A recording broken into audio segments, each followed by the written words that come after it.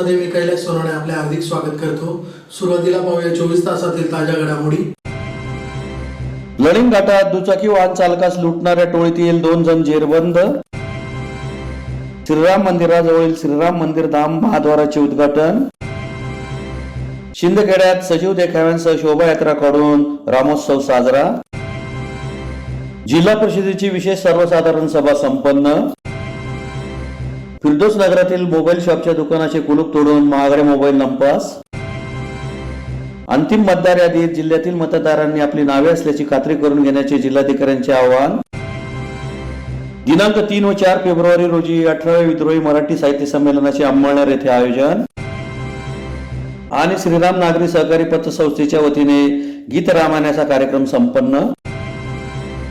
आता बातमीपत्र विस्ताराने। मुंबई आग्रा महामार्गावर लळिंग घाटात दुचाकी वाहन चालकाचा पाठलाग करून लुटमार करणाऱ्या टोळीतील मालेगाव येथील दोघांना स्थानिक गुन्हे अन्वेषण शाखेच्या पथकाने जेरबंद करीत त्यांच्याकडून रोकड, गावठी कट्टा, जिवंत काढतोस, दुचाकी असा सुमारे 1,81,000चा मुद्देमाल जप्त केला आहे। मुंबई आग्रा महामार्गावर लळिंग घाटात वाहन चालकांचा पाठलाग करून लुटमार करणाऱ्या टोळीतील दोघांना जेरबंद करण्यात स्थानिक गुन्हे अन्वेषण शाखेच्या पथकाला यश आले असून त्यांच्याकडून देशी बनावटीचे पिस्तूल, जिवंत काडतूस, दुचाकी, 19,000ची रोकड, मोबाईल असा सुमारे 2,81,000चा मुद्देमाल जप्त करण्यात आला आहे। दोन्ही सराईत गुन्हेगार असून त्यांच्यावर विविध गुन्हे दाखल आहेत। याबाबत अधिक माहिती अशी की दिनांक 18 जानेवारी रोजी अनस खान राहणार धुळे याने पोलिसात फिर्याद दिली होती की अनस खान व त्याचा मित्र MH18 BS 141 या क्रमांकाच्या दुचाकीने मालेगाव येथून 2,45,000 रुपयांची रोकड घेऊन येत असताना लळिंग घाटात त्यांचा पाठलाग करत आलेल्या 2 दुचाकीवर आलेल्या 4 जणांनी हत्याराचा धाक दाखवून अनस खान यांच्याकडील पैशांची बॅग हिसकावून नेली होती। या प्रकरणी मोहाडी पोलीस ठाण्यात गुन्हा दाखल झाला होता। या गुन्ह्याचा तपास स्थानिक गुन्हे अन्वेषण शाखेचे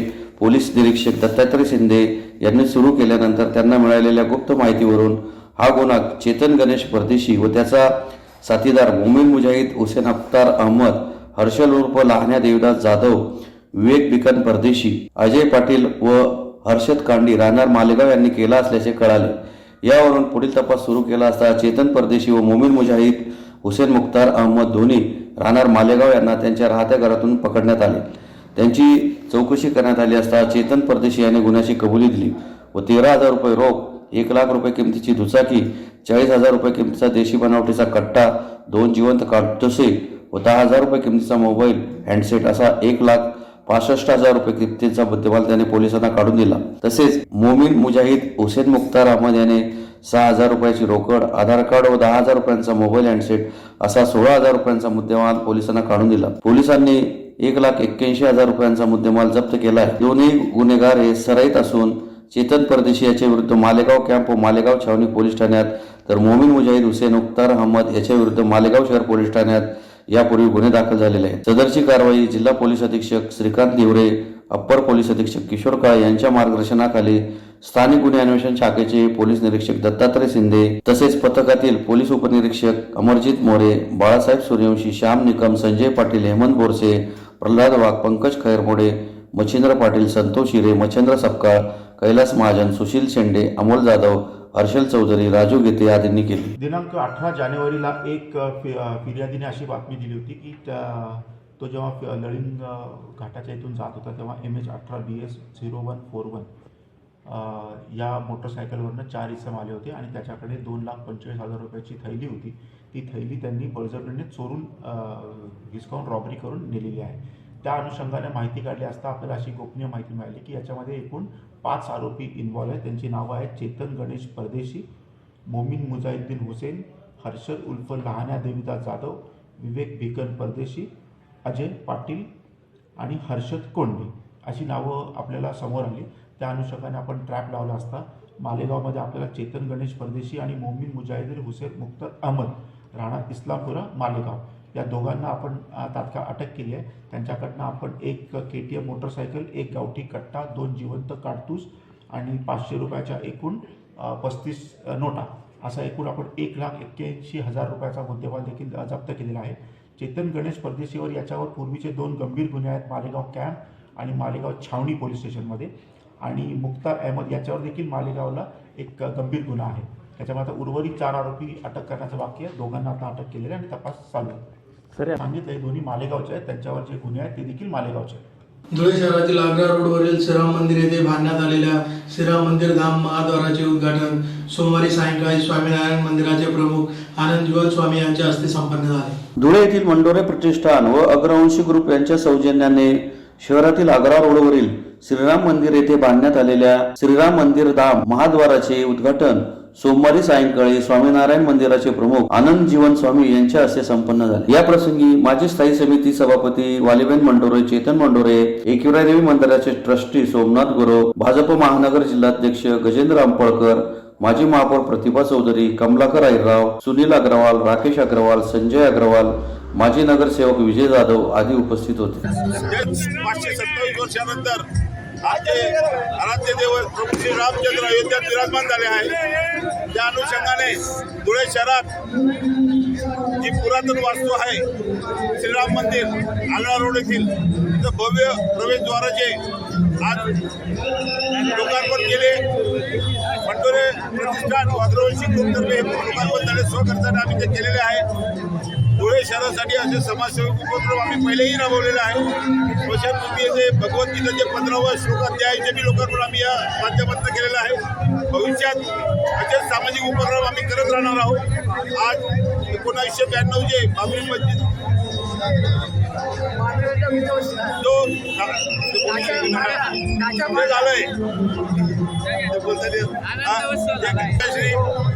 श्री शर्मा बी हेवी यांच्या बी हस्ते उद्घाटन झालेलं आहे।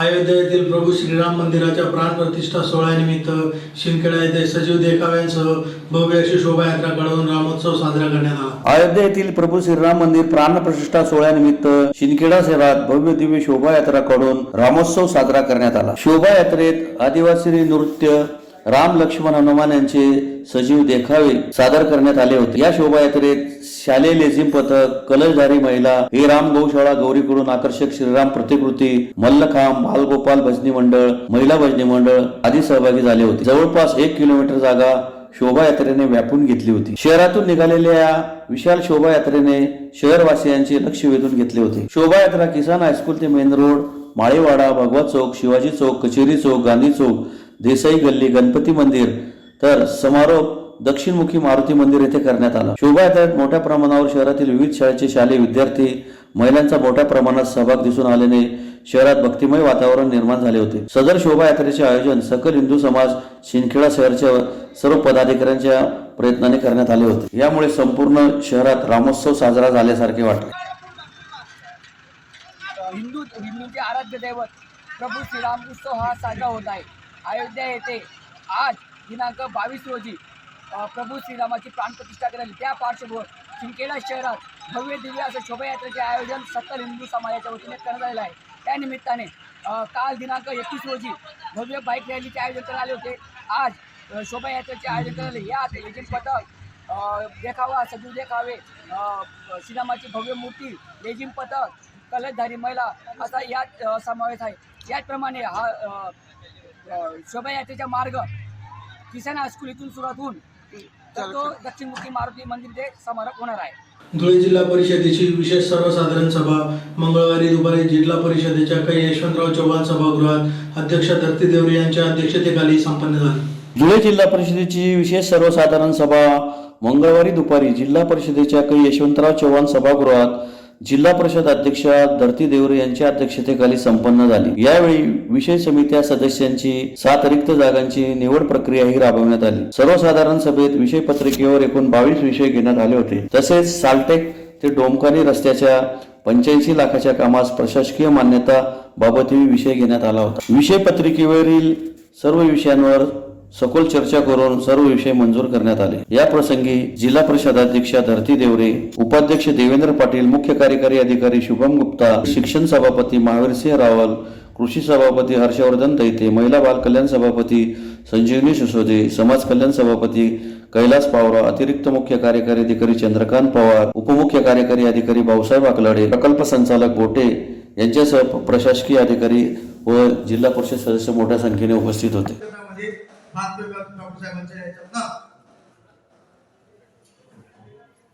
थोडा भागाचा जरी ठरवला आणि त्या ठरावामध्ये 50-54 क्रमांक 6 तो लोगो नोंद केलेला असतात 50-54 तर त्या ठरावामध्ये एकाच वेळेस 3 कामं टाकली गेलेली आहेत. 30 चे 2 आणि 40 लाखाचं 1 असे म्हणजे 1 कोटी रुपयाचं काम. आणि ते 1 कोटी रुपयाचं काम 3 ठेकेदारांना देण्यात आलं. ते एकच ठेकेदारांना दिलं गेलं. इतर कामाला तुम्ही क्रायटेरिया लावता, ते टेलर क्लब करणार, ते करणार, पण इथं काम 3 तुकडे केले आणि केले तर आता म्हणजे तुम्हाला सांगतो जीबी आठवल्यानंतर सर्व रस्ता माझ्याबरोबर 1 कोटी रुपयाचा रस्ता फक्त 12 ते 13 लाखात केला. आणि तो आता त्याची अशी पोझिशन आहे, पूर्ण केलेलं काम पूर्ण उकळून बाहेर फेकले. अशा पद्धतीने काम केले. आणि जर असंच चालणार असेल तर मग सांगून द्यायचं साहेब, मी याच्यापुढे जीबीला येणार नाही. जीबीला येता येणार महात्मा गांधी पुतळ्यासमोर उपोषण बसणार आणि मी काही दिवसांनी बसणारच आहे. मी सांगितलं म्हणे, मी माझ्या गावात माझ्या याच्यात तक्रार केली. मी माझ्या पत्रानुसार मागणीनुसार मला 40 लाखाचा रस्ता दिला, ते भिलवला गेलं आणि एका तुकडा ठेकेदाराने ते टेंडर भरलं. आणि मी एक त्या भागाचा लोकप्रतिनिधी म्हणून मी त्या ठिकाणी गेलो. माझ्या निदर्शन झालं आणि ते काम खराब झालं. मी त्या ठिकाणी कार्यकारी अभियंत्यांना बोलवलं, डेप्युटी इंजिनियरना बोलवलं, शाखा अभियंत्यांना बोलवलं. त्यांनी पण आले. त्यांनी आले, त्यांनी फोटो काढले, व्हिडिओ शूटिंग केली. माझ्याबरोबर आम्ही होतो, माझे कार्यकर्ते होते, आम्ही सगळं निघाले. त्यांनी काम कसं निकृष्ट दर्जाचं झालं त्यांनी तिथं कबूल केलं आणि त्या ठेकेदाराला आमच्या समोर सांगितलं, हे काम दूर केलेले अत्यंत खराब आणि निकृष्ट दर्जाचं आहे, हे संपूर्ण काम काढून फेकून द्यावं लागेल. अशा पद्धतीने त्यांना सूचना केल्या आणि लेखी दिलं त्यांना आणि त्याची प्रत देखील मला दिलेली आहे. परंतु अशा निकृष्ट दर्जाचं काम केलं असताना त्यांनी त्यांना लेखी दिलं, पोलीस सूचना दिल्या आणि तरी देखील ते काम जे आहे ते त्यांनी काढून फेकलं नाही आणि त्या कामाचे बांधकाम विभागाने 14 लाख रुपये त्यांना दिले. लाख 3 लाख रुपये काम करायचं, 14 लाखाचं बिल द्यायचं. बरं जाऊन त्यांची फाईल पैसे मागण्याची फाईल पाठवली त्यांनी. तुमचे 30 जागाचे रस्ते आहेत, त्यांची उपाध्यक्षांनी पत्र दिलं आहे, ते अवलोकनाला मागवा. त्यांचे तरी काम किती केलंय, किती एक्झॅक्टली मला आठवत नाही, पण 112 शाळा आपण कव्हर करणार आहोत.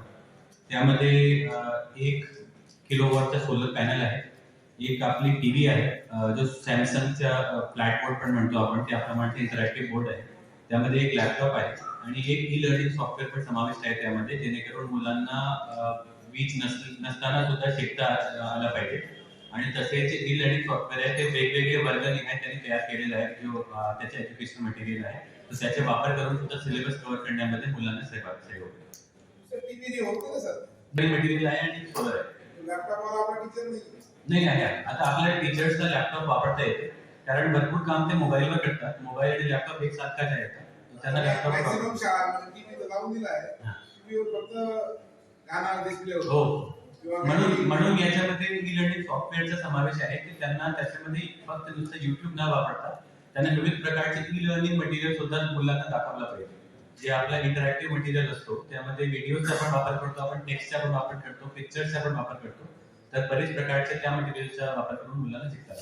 धुळे शहरातील नंदी रोड परिसरातील फिरदौस नगर येथील एका मोबाईल दुकानाचे शटरचे कुलूप तोडून अज्ञात चोरट्यांनी सुमारे 1.5 लाखांचे महागडे 6 ते 7 मोबाईल लंपास केले आहेत. धुळे शहरातील नंदी रोड परिसरातील फिरदौस नगर येथे एका मोबाईल दुकानाच्या शटरचे कुलूप तोडून अज्ञात चोरट्यांनी विविध कंपन्यांचे महागडे 6-7 मोबाईल असा सुमारे 1.5 लाखांचा मुद्देमाल लंपास केल्याची घटना मंगळवारी सकाळी उघडकीस आली. याबाबत अधिक माहिती अशी की शहरातील अतिशय गजबजलेल्या फिरदौस नगर परिसरात नदीम अन्सारी यांचे नदीम मोबाईल शॉप हे दुकान आहे. सोमवारी मध्यरात्रीच्या सुमारास अज्ञात चोरट्यांनी सदर दुकानाचे शटरचे कुलूप तोडून दुकानातील 6-7 महागडे मोबाईल लंपास केले आहेत. सदर घटना मंगळवारी सकाळी उघडकीस आली. घटनेची माहिती मिळताच चाळीसगाव रोड पोलीस ठाण्याचे पोलीस घटनास्थळी दाखल झाले. परिसरातील सीसीटीव्ही फुटेज तपासून चोरट्यांचा शोध घेण्याचे काम सुरू आहे. फिरदौस नगर नंदी रोड धुलिया। मैं सुबह 10:30 बजे दुकान पे आया, दुकान खोलने के लिए।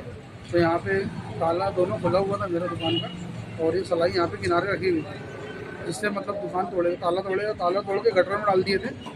मैं अंदर दुकान खोल के देखा तो अंदर से 6-7 मोबाइल मेरे चोरी हुए हैं, इसके करीब मतलब अंदाज से मतलब 1.5 लाख रुपये का मोबाइल था, और उसमें आईफोन वगैरह सब उसमें थे, वो भी चोरी हुए।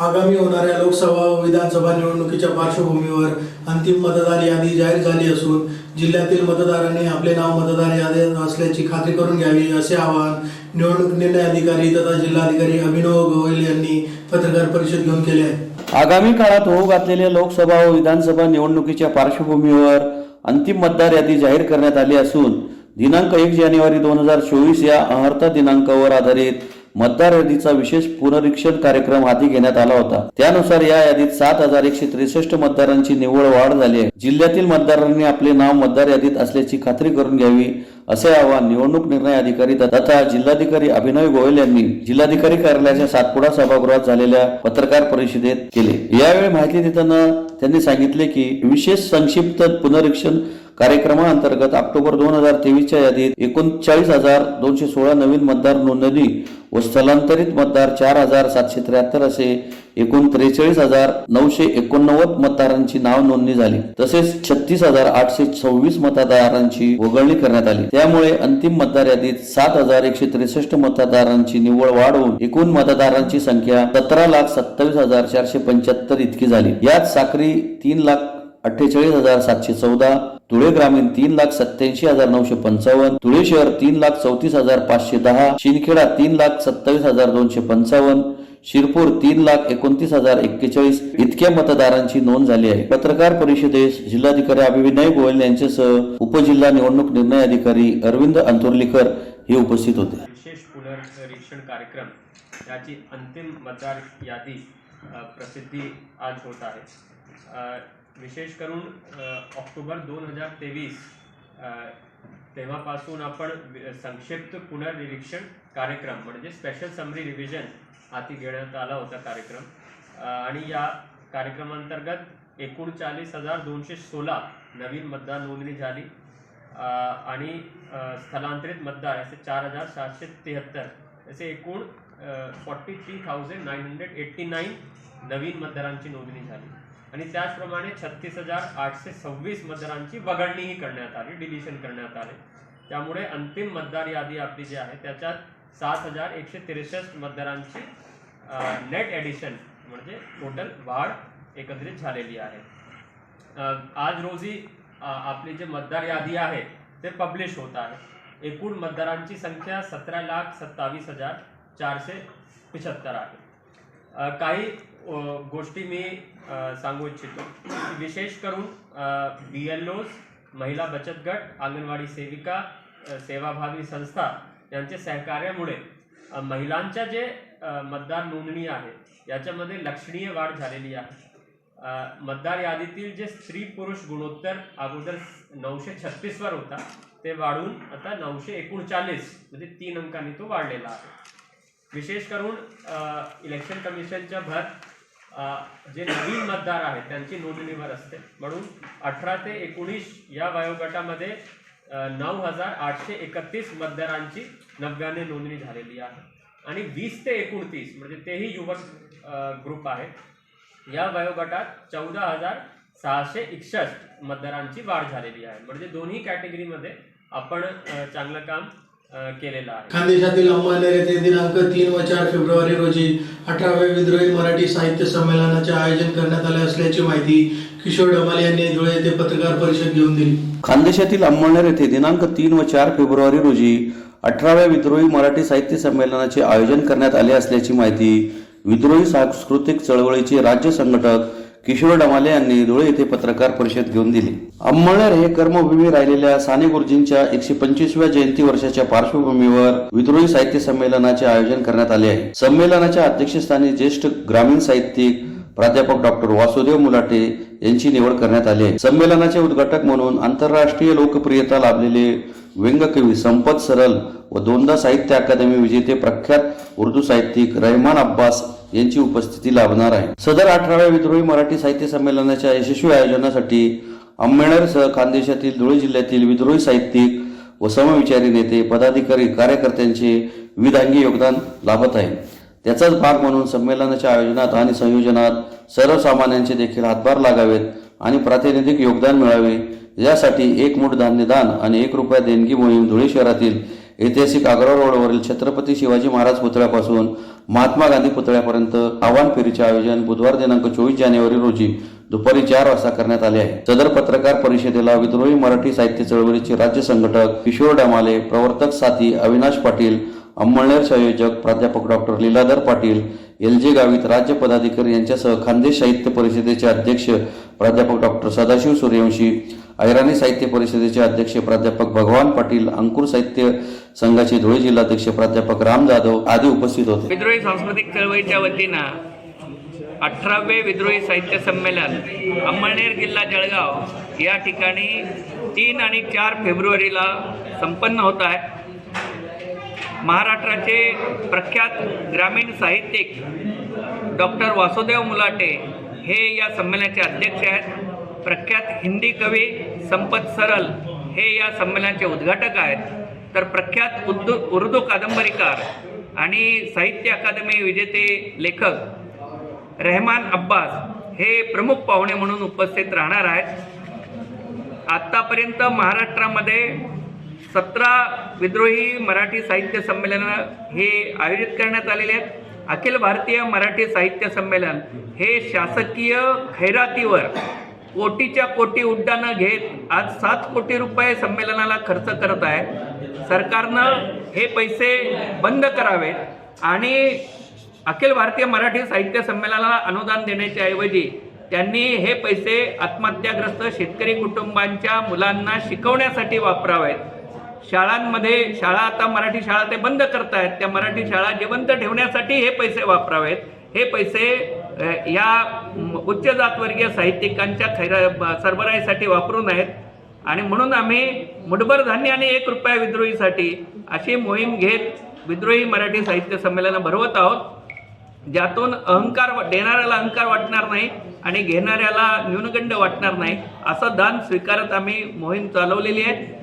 महाराष्ट्रामध्ये वारकरी परंपरा आहे. पंढरपूरच्या विठ्ठलाकडे वारीला जायला स्वतःचा झेंडा घेऊन जातात लोक आणि ते काही अनुदानावर जात नाहीत. चैत्यभूमी आणि दीक्षाभूमीला फुले आंबेडकरी विचारांचे अन्वयी जातात, तेही काही अनुदान घेऊन जात नाहीत. आणि म्हणूनच साहित्यिकांनी साहित्य संमेलनाला स्वखर्चानं यावं.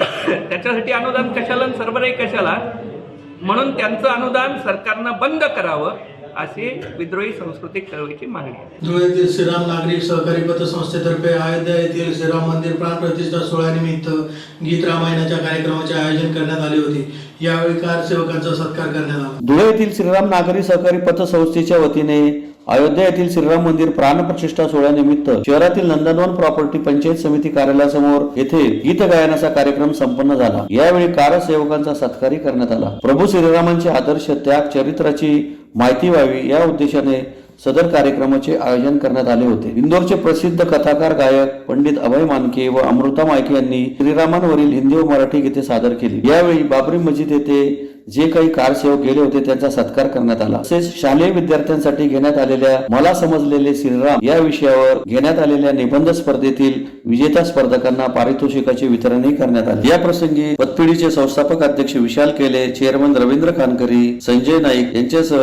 रामभक्त मोठ्या संख्येने उपस्थित होते. 1992 कार सेवेला निघालो त्यावेळेस मी 16 वर्षाचा होतो. 11वी मध्ये मी होतो. पण कधी न विसरणारा तो प्रसंग माझ्या हृदयात कोरला गेलेला आहे आणि मरेपर्यंत आयुष्यभर तो माझ्यासोबत राहणार आहे. ज्यावेळेस मी जात होतो त्यावेळेस माझ्या घरी फक्त माझी आई होती, कारण वडील लहानपणी वारले होते आणि मी मार्केटमध्ये हमालीचे काम करायचो. त्यावेळेस इथे आप्पा खताळ बसलेले आहेत, त्यांनी मला आडत दुकानाचं लायसन काढून दिलं होतं. त्यावेळेस अशा कंडिशनमध्ये आई रडत होती की तू जाऊ नको. पण मी तेव्हा सांगितलं, हिंदुत्वाचे विचार लहानपणापासून होते, संघाचे विचार लहानपणापासून डोक्यात होते आणि देव देश धर्मासाठी नाही तर मग कशासाठी. आणि म्हणून पहिल्या कार सेवेचा आलेला अनुभव हा माझ्या लक्षात होता की तिथे जिवंत पायांना दगड बांधून नदीमध्ये सोडून देण्यात आल्यापासून तर कशा झालेल्या कत्तली या डोळ्यासमोर इतिहास होता. तरी जायचं होतं आणि म्हणून आईला नमस्कार केला आणि एकच सांगितलं की आजपासून तुझा मुलगा मेला, मी परत येणार नाही, मी श्रीरामाला अर्पण होण्यासाठी चाललेलो आहे. असं सांगून जेव्हा मी घरून निघालो, करता करविता वाचवणारा आणि परत घेऊन येणारा त्या भगवंताचे प्रत्येक वेळेस मला प्रत्यय येत गेले. जेव्हा घरातून मी एकटा निघून गेलो रेल्वे स्टेशनवर, मला हिरामन अप्पन गवळीपासून तर सर्व टीम भेटली. त्यांनी मला केवढ्या लहान वयात तू एकटा निघून आला म्हणून त्यांनी त्याचे कौतुक केलं. जेव्हा मी तिथे गेलो, फैजाबादमध्ये आम्हाला एका शाळेमध्ये थांबवण्यात आलेलं होतं. तिथून जेव्हा सकाळी तिथे गेलो, सभेच्या ठिकाणी मागून पळत सुटलो की नाही मला वरती जायचंय. मी राम मंदिराचा जीर्णोद्धार करायचा ह्या दृष्टीने गेलो होतो. मस्जिद पाडायची गेलोच नव्हतो, कारण ती मस्जिद नव्हतीच. मस्जिद तिला तिथे बांधलेलं गेलेलं होतं, म्हणून मंदिराचा जीर्णोद्धार म्हणून मी गेलो, वरती चढलो. पण योगायोगाने वरून मी घसरलो आणि खाली पडलो. खाली पडलो तेव्हा वाळूच्या ढिगावर पडलो. भगवंताच्या कृपेने काही लागलं नाही. वरून एक 5-6 फुटाचा मोठा पाईप हातावर पडला. बेशुद्ध झालो. शिवाजीनगर झोपडपट्टीमध्ये एक शिंदे म्हणून बांधव आहे, आता नाही तिथे उपस्थित, त्यांनी मला ओढून काढलं आणि ते एका टांगट स्ट्रेचर मध्ये मला त्या दवाखान्यात नेण्यात आलं. पुन्हा एक नजर ठळक घडामोडींवर. लळिंग घाटात दुचाकी वाहन चालकास लुटणाऱ्या टोळीतील 2 जण जेरबंद. श्रीराम मंदिराजवळील श्रीराम मंदिर धाम महाद्वाराचे उद्घाटन. शिंदखेड्यात सजीव देखाव्यांसह शोभायात्रा काढून रामोत्सव साजरा. जिल्हा परिषदेची विशेष सर्वसाधारण सभा संपन्न. फिरदोस नगरातील मोबाईल शॉपच्या दुकानाचे कुलूप तोडून महागडे मोबाईल नंपास. अंतिम मतदार यादीत जिल्ह्यातील मतदारांनी आपली नावे असल्याची खात्री करून घेण्याचे जिल्हाधिकाऱ्यांचे आवाहन. दिनांक 3 व 4 फेब्रुवारी रोजी 18व्या विद्रोही मराठी साहित्य संमेलनाचे अंमळनेर येथे आयोजन. आणि श्रीराम नागरी सहकारी पतसंस्थेच्या वतीने गीत रामायणाचा कार्यक्रम संपन्न. याचबरोबर श्रीराम टाइम न्यूजचे बातमीपत्र संपले. दिवसभरातील ताज्या घडामोडींसाठी पाहत राहा श्रीराम टाइम न्यूज. भेटूया पुढील प्रसारणात. तोपर्यंत नमस्कार.